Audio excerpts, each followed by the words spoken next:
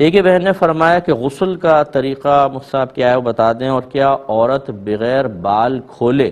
نچلے دھڑ سے ہی غسل کر سکتی ہے یا نہیں؟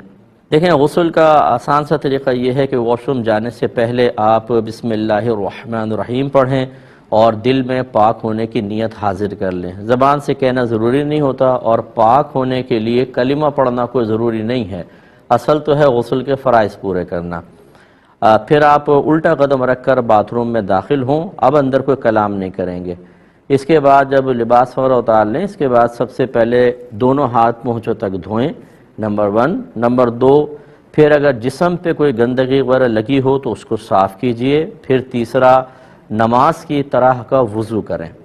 اس کے بعد چوتھا، پورے جسم پر تیل کی طرح پانی کو مل لیں، خصوصاً جب سردیوں میں آپ نہا رہے ہوں، اور خصوصاً جب شاور وغیرہ سے نہ نہا رہے ہوں، بالٹی وغیرہ سے، تو زیادہ ضروری ہے کہ ایسا کر لیں۔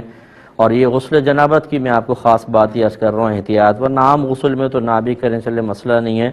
تیل کی طرح پانی کو مل لیں۔ اس کے بعد پھر اپنے سیدھے کندھے پر نیچے دھڑ پر 3 مرتبہ پانی ڈالیں، پھر الٹے کندھے پر، پھر سر پر 3 مرتبہ پانی ڈال کر پورے بدن کو دھو لیں، اور آخر میں دھوتے ہوئے ملتے بھی جائیں، یہ بھی سنت کریمہ ہے، اور آخر میں پھر کسی تولیہ وغیرہ سے جسم کو صاف کر لینا بھی مستحب ہے۔ سرکار سے دونوں چیزیں ثابت ہیں، کبھی آپ نے تولیہ کو منع کر دیا اور ایسے ہی گیلے بدن پر کپڑے پہن کے تشریف لے گئے، لیکن وہاں عرب کی گرمی تھی تو یقینی سی بات ہے وہ 2 منٹ میں وہ پانی اڑ گیا۔ تو ٹھنڈے علاقوں میں اور عام علاقوں کے اندر ایسا نہ کیا جائے، بلکہ نبی کریم سے جسم مبارکہ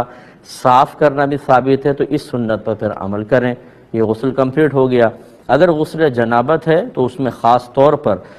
مطلب کلی کا اہتمام، ناک میں پانی چڑھانا، جو اگرچہ وضو میں دونوں فرض پورے ہو جائیں گے، اور پورے بدن پہ اچھی طرح پانی کا بہانا، خاص طور پہ بہنیں بال گھنے ہوتے ہیں، بالوں کی ایک ایک جڑ میں پہنچنا چاہیے، کانوں کے اندر، یعنی سوراخ میں نہیں لیکن کان کے سوراخ کے باہر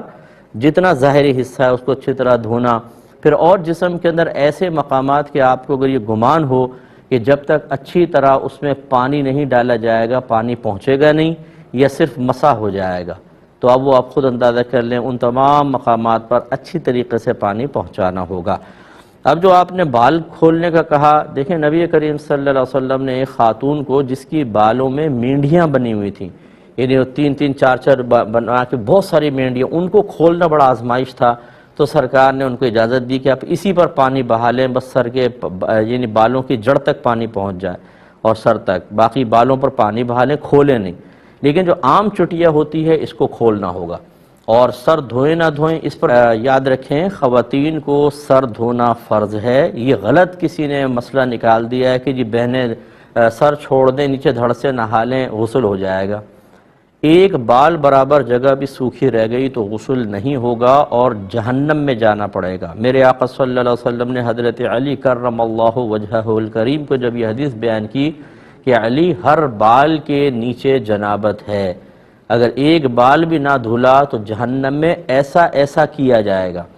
تو حضرت علی رضی اللہ تعالیٰ عنہ کہتے ہیں اس کے بعد میں نے اپنے سر سے دشمنی کر لی، یعنی آپ پھر سر منڈایا کرتے تھے کہ اس خوف کی وجہ سے کہ کوئی ایک بال سوکھا نہ رہ جائے۔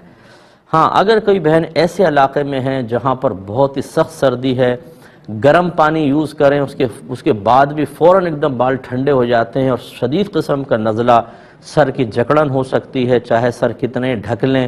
تب بھی ان کے ساتھ ایسا معاملہ ہوتا ہے، وہ ہیٹر چلنے کے باوجود بھی اس کا شکار ہو جاتی ہیں۔ اگر اس قسم کی پرابلم ہے تو یہ ایک مجبوری کی صورت ہے، پھر نیچے سے نہا لیں اور اوپر سر کا اور بالوں وغیرہ کا مسح کر لیں جب تک یہ کیفیات رہیں۔ یا بعض ایسے ہوتے ہیں جو مطلب ہیٹر افورڈ نہیں کر سکتے ہیں، ایسے بھی ہوتے ہیں بعض گھر تو وہ ٹھنڈا بہت زیادہ ہوتا ہے گھر، اس میں پھر یہ صورتحال ہے کہ اگر بال آپ گیلے کر کے رکھیں گی تو بہت زیادہ بیماری کا اندیشہ ہے، وہاں پر بھی اس کی اجازت ہوگی کہ جب تک یہ کیفیات باقی رہیں آپ سر کا مسح کر لیں اور چہرے کا بھی، اور نیچے پورا دھڑ اچھی طریقے سے دھو لیجئے۔